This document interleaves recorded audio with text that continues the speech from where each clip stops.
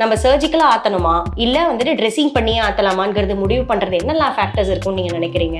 அதோட சைஸா, இல்லை பேஷண்ட்டோட வயசா, இல்லை அவங்களுக்கு டயபெட்டிஸ் இருக்கா இல்லையா, கண்ட்ரோலில் இருக்கா இல்லையா, இதெல்லாம் காரணங்கள் நினைக்கிறீங்களா? மோஸ்ட் ஆஃப் த டைம்ஸ் இது காரணம் கிடையாது.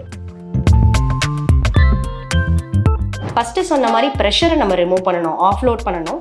Second is sugar control. மூணாவது இன்ஃபெக்ஷன் இல்லாமல் ஆன்டிபயோட்டிக் மூலமாகவோ இல்லை ஸ்பெஷல் ட்ரெஸ்ஸிங்ஸ் மூலமாகவோ நம்ம இன்ஃபெக்ஷன் இல்லாமல் அந்த wound பெட்டை பார்த்துக்கணும். நாலாவது அண்ட் மோஸ்ட் காமன்லி இக்னோர்ட் என்ன அப்படின்னு பார்த்தோம்னா ரத்த ஓட்டம். ஒரு பாதத்துக்கு ரத்த ஓட்டம் வருதுன்னா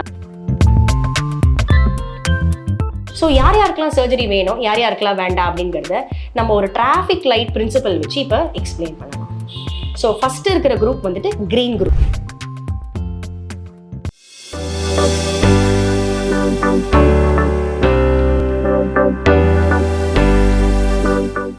பூங்காற்று நேயர்களுக்கு வணக்கம். எனக்கு ஒரு 4 டயபெட்டிக் ஃபுட் பேஷண்ட்ஸ் வராங்க அப்படின்னா அதில் 3 பேராவது கண்டிப்பாக என்கிட்ட கேட்பாங்க, சர்ஜரி இல்லாமல் இதை எப்படி குணப்படுத்தலாம் டாக்டர், சர்ஜரி இல்லாமல் வேறு ஏதாவது சொல்லுங்கள், எனக்கு எப்படியாவது ட்ரெஸ்ஸிங்லேயே இதை குணப்படுத்த பாருங்க அப்படிங்கிறது கண்டிப்பாக அவங்க வந்துட்டு கேட்பாங்க. இன்னும் சில பேஷண்ட்ஸ் என்ன பண்ணுவாங்க அப்படின்னா, புண்ணு வந்துருச்சுன்னா டாக்டர்கிட்ட போனால் ஆம்புடேஷன் சொல்லிடுவாங்க, விரல் எடுக்கணும், கால் எடுக்கணும்னு சொல்லிடுவாங்க, சர்ஜரி கண்டிப்பாக பண்ணணும்னு சொல்லிடுவாங்க. ஸோ அதனாலே நம்ம டாக்டர்கிட்ட போகாமல் நம்மளே எப்படியாவது மேனேஜ் பண்ண ட்ரை பண்ணலாம் அப்படிங்கிற ஒரு எண்ணத்தோடு இருப்பாங்க. ஸோ இந்த வீடியோவில் நம்ம சர்ஜரி இல்லாத ஆப்ஷன்ஸ் எந்தெந்த சுச்சுவேஷனில் நம்ம டயபெட்டிக் ஃபுட் பேஷண்ட்ஸ்க்கு ஆஃபர் பண்ணலாம், என்னென்னலாம் ஆப்ஷன்ஸ் இருக்குது அப்படிங்கிறத பற்றி தான் நம்ம பார்க்க போகிறோம். இப்போ ஒரு புண்ணை நம்ம சர்ஜிக்கலாக ஆற்றணுமா இல்லை வந்துட்டு ட்ரெஸ்ஸிங் பண்ணியே ஆற்றலாமாங்கிறது முடிவு பண்ணுறது என்னெல்லாம் ஃபேக்டர்ஸ் இருக்கும்னு நீங்கள் நினைக்கிறீங்க? அதோட சைஸா, இல்லை பேஷண்ட்டோட வயசா, இல்லை அவங்களுக்கு டயபெட்டிஸ் இருக்கா இல்லையா, கண்ட்ரோலில் இருக்கா இல்லையா, இதெல்லாம் காரணங்கள் நினைக்கிறீங்களா? மோஸ்ட் ஆஃப் த டைம்ஸ் இது காரணம் கிடையாது. அந்த புண்ணு ஆறுறதுக்கான கரெக்டான என்வாயரன்மெண்ட் இருக்கா இல்லையா அப்படிங்கிறது மட்டும்தான் ரீசனாக இருக்கும், நம்ம சர்ஜரின்னு முடிவு பண்ணுறதுக்கோ இல்லை ட்ரெஸ்ஸிங்னு முடிவு பண்ணுறதுக்கோ. நம்ம அட்வான்ஸ்டு ட்ரெஸ்ஸிங் மெட்டீரியல்ஸ் போடணும், மேஜிக்கல் ஆயின்மெண்ட்ஸ் க்ரீம்ஸ் எல்லாம் போட்டு தான் அந்த புண்ணை ஆற்றணும் அப்படிங்கிற அவசியம் கிடையாது. ஏன்னா இந்த கடவுள் படைச்சிருக்கிற இந்த உடம்பு வந்துட்டு it can heal by itself. ஒரு காயம் உடம்புல வருது அப்படின்னா அந்த காயத்தை ஆற்றிக்கிறதுக்கான ஆற்றல் நம்ம உடம்புக்கே உண்டு. நம்ம ஜஸ்ட் அதை ஃபெசிலிட்டேட் பண்ணணும் அண்ட் என்னெல்லாம் தடங்கல்கள் இருக்குது அப்படிங்கிறத பார்த்து அதெல்லாம் நம்ம நீக்கணும். ஃபர்ஸ்ட் அந்த மோஸ்ட் இம்பார்ட்டண்ட் என்ன அப்படின்னா ஆஃப்லோடிங். இதை பற்றி நம்ம ஏற்கனவே ஒரு வீடியோவில் பேசியிருந்தோம். வேறு எந்த காயம் ஏற்பட்டாலும் நம்மளோட டெய்லி ஆக்டிவிட்டீஸை பண்ணால் கூட அது ஆறிடும். பட் ஆனால் பாதத்தில் காயம் அப்படின்றப்போ நம்ம அது மேலே நடந்துகிட்டே இருந்தோம்னு வச்சுக்கோங்களேன், அது எப்படி ஆறும்? இப்போ ஒரு இடத்துல வந்துட்டு நம்ம நல்ல சீட் போட்டு டெய்லி அதுக்கு தண்ணி ஊற்றுறோம், பட் அது மேலேயே நம்ம நடந்துகிட்டே இருந்தோம்னா அங்கே செடி வளருமா? வளராது.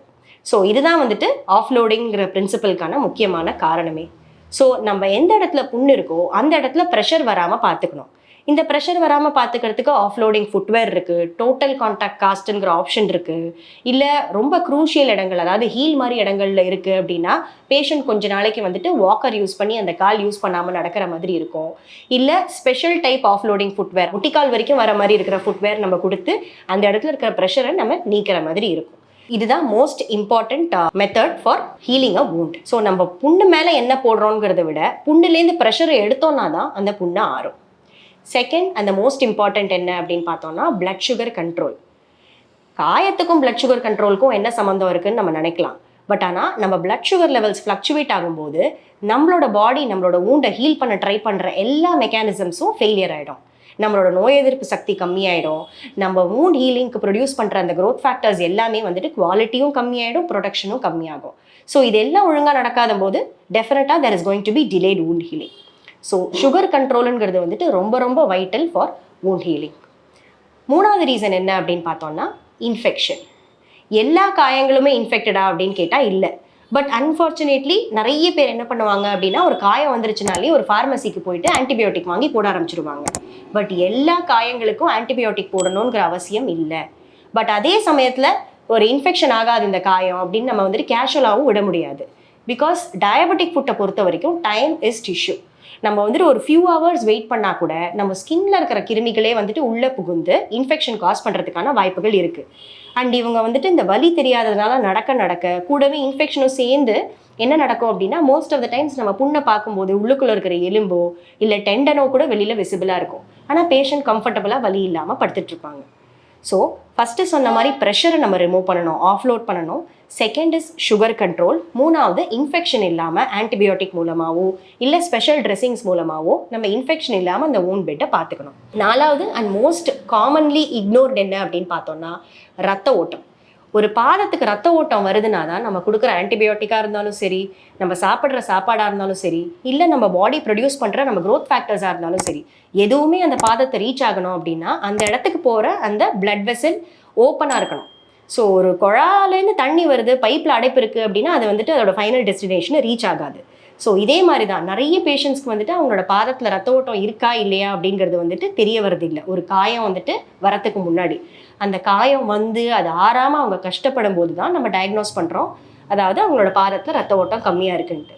ஸோ இந்த மாதிரி ரத்த ஓட்டம் கம்மியாக இருக்கிற பேஷண்ட்ஸ்க்கு நம்ம எத்தனை தடவை ஆப்ரேட் பண்ணாலும், எத்தனை வகையான மெடிசின்ஸ் யூஸ் பண்ணாலும் ரத்த ஓட்டத்தை கொண்டு வந்தால் மட்டும்தான் அந்த புண்ணை ஆற்ற முடியுமே தவிர வேறு என்ன பண்ணியும் ஆற்ற முடியாது.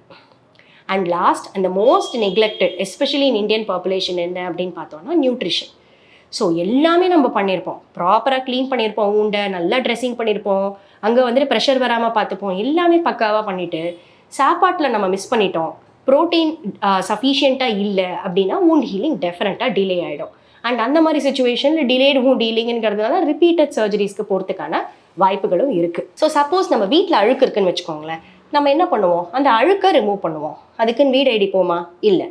பட் அதே மாதிரி நம்மளோட செவரில் ஏதாவது ஒரு பைப் வந்துட்டு லீக் ஆகுது, உடஞ்சிருக்கு, ஆர் ஏதாவது கரையான் மாதிரி வந்திருக்கு அப்படின்னா அந்த செவரை வந்துட்டு வெளியில் பெயிண்ட் அடித்தா நமக்கு சரி பண்ண முடியுமா பிரச்சனையை? முடியாது. அதே மாதிரி சப்போஸ் நம்மளோட பாத புண்ணு உள்ளுக்குள்ளே இருக்கிற சதைகளோ இல்லை வந்துட்டு எலும்போ ஏதோ ஒன்று கெட்டு போயிருக்கு, கெட்டுப்போன விஷயம் உள்ளே இருக்குது அப்படின்னா அதை வெளியில் எடுக்காமல் நம்மளால் புண்ணை ஆற்ற முடியாது. ஸோ யார் யாருக்கெல்லாம் சர்ஜரி வேணும், யார் யாருக்கெல்லாம் வேண்டாம் அப்படிங்கிறத நம்ம ஒரு டிராஃபிக் லைட் பிரின்சிபல் வச்சு இப்போ எக்ஸ்பிளைன் பண்ணலாம். ஸோ ஃபஸ்ட்டு இருக்கிற குரூப் வந்துட்டு க்ரீன் குரூப். ஸோ இவங்களுக்கு வந்துட்டு பாதத்தில் ரத்த ஓட்டம் சஃபிஷியண்ட்டாக இருக்குது, முக்கியமான பாயிண்ட்டு. அண்ட் அவங்களோட காயம் வந்துட்டு ரொம்ப ஆழமாக இல்லை, மேலோட்டமாக இருக்குது, அண்ட் ஓரளவுக்கு மேனேஜபிள் சைஸில் இருக்குது.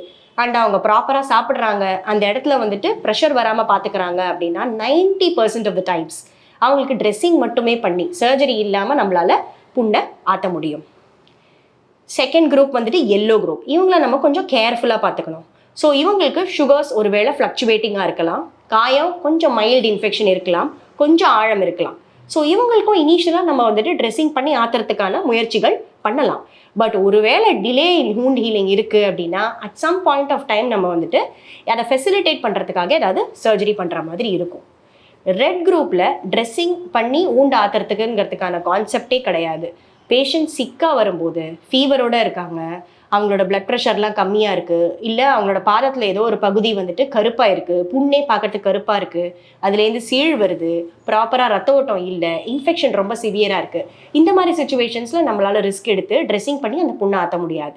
ஏன்னா கெட்டு போனதை நம்ம ரிமூவ் பண்ணாதான் அந்த காலையும் அந்த பேஷண்ட்டோட லைஃப்பையும் காப்பாற்ற முடியும்.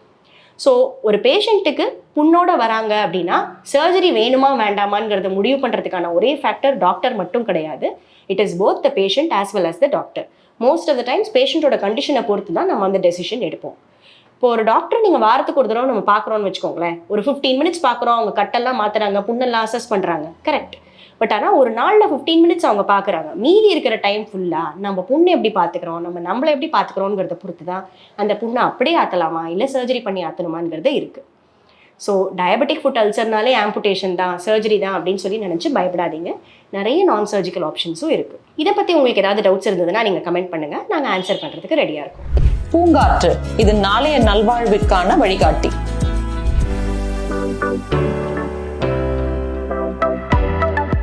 தொடர்ந்து எங்களோட வீடியோக்களை பார்க்குறதுக்கு பூங்காற்று சேனலை சப்ஸ்கிரைப் பண்ணுங்கள் அண்ட் ஃபாலோ பண்ணிடுங்க.